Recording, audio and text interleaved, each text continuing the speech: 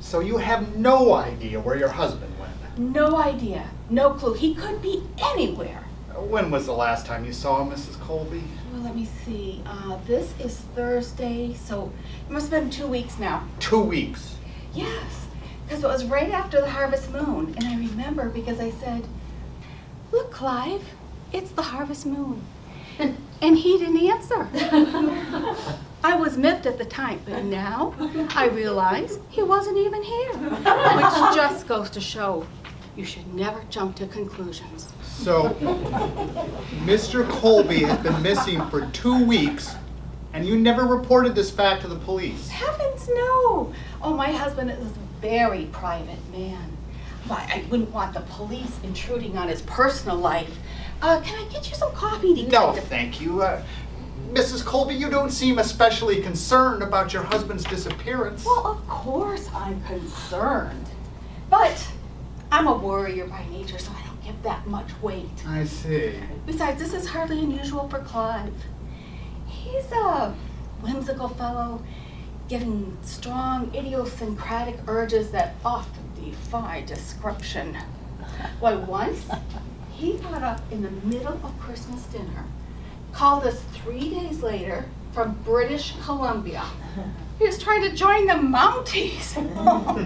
We all had a big laugh about that.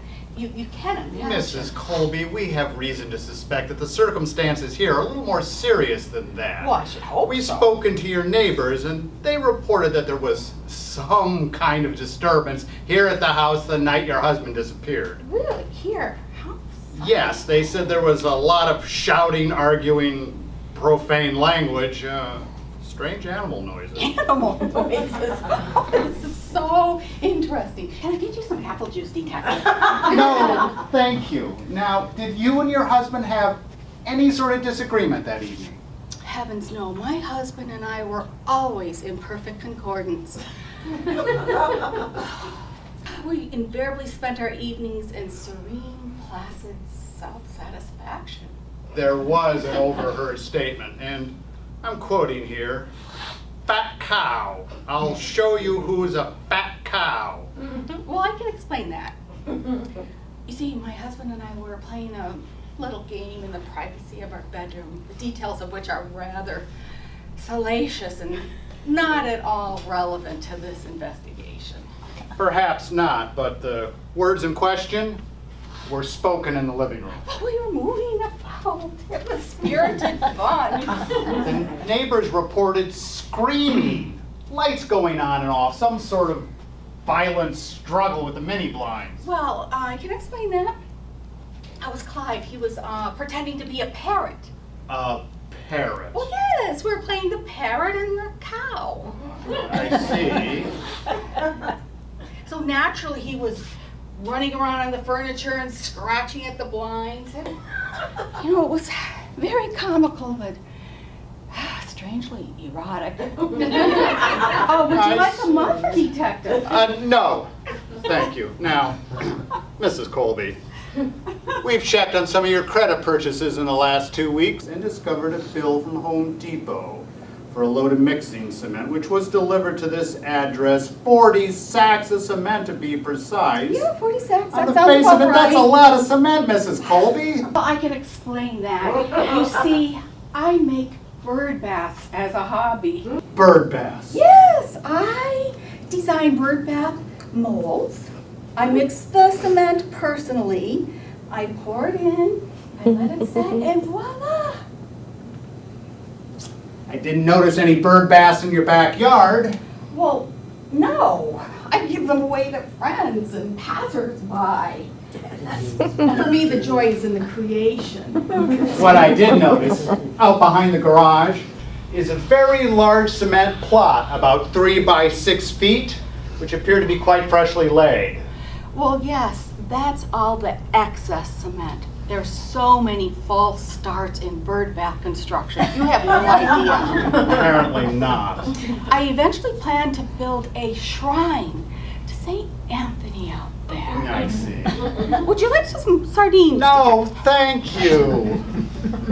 Now, forgive me for pointing this out, but it's my job to pick up on any discrepancies, and there appears to be a large shovel tucked behind the couch there. Oh, yes. Now, am I to assume that that's the customary spot for your heavy garden tools? Well, not for the most part, but that particular shovel I use to clean away the cobwebs that tend to gather in the vestibule.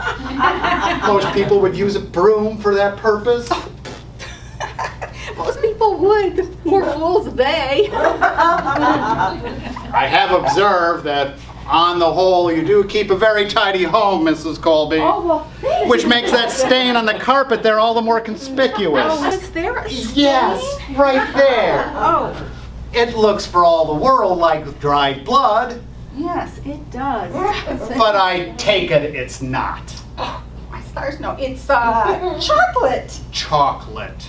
You see, we had a big box of Godiva chocolate sitting around the house, for the longest time. And then one day, about 2 weeks ago, I just started dipping into them and I couldn't stop. I must have dropped a praline crunch. I wondered where it'd gone to. Excuse my presumption, ma'am, but that doesn't look like Godiva chocolate. Oh, but it is. See?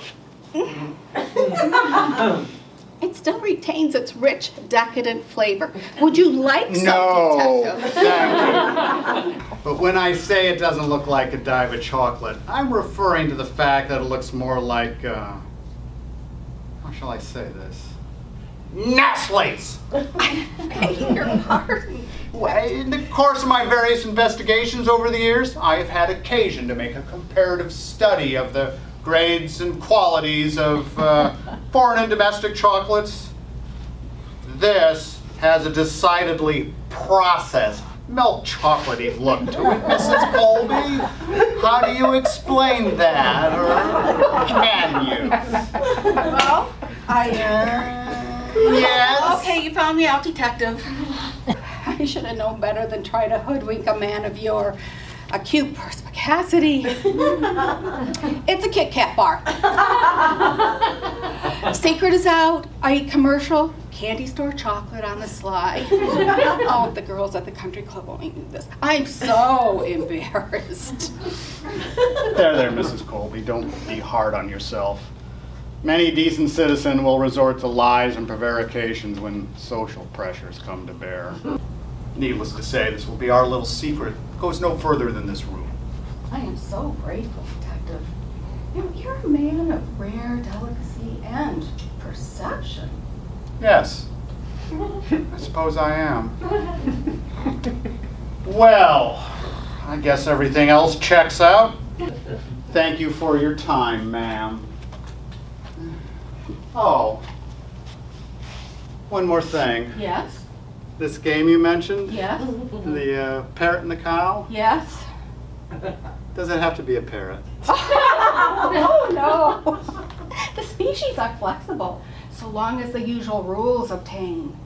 Why, you could be a snake, or a duck, or what you will.